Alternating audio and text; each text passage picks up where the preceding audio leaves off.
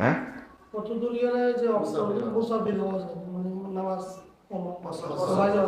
কত দূর এটা হাদিসে নির্দিষ্ট নাই।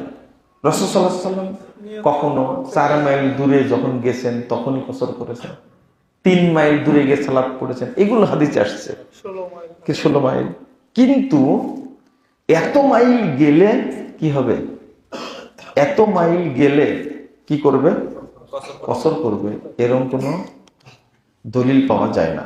তবে আপনি যদি নিজে মনে করেন আমার একটা সফর, এটা কি সফর, তখন করবেন না।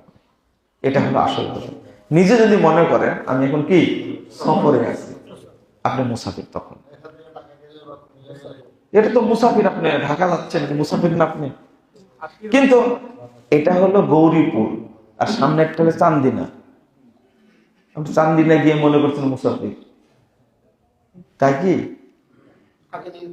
আপনি ওই যে পাশের গ্রামে গিয়ে একলারামপুর, 2 কিলো, ওখানে আপনার শ্বশুর বাড়ি, আপনি কি মনে করেন মুসাফির? আমি মুসাফির কিন্তু শব্দের অর্থ হলো দূরের পথে মরুভূমিতে ভ্রমণ করা।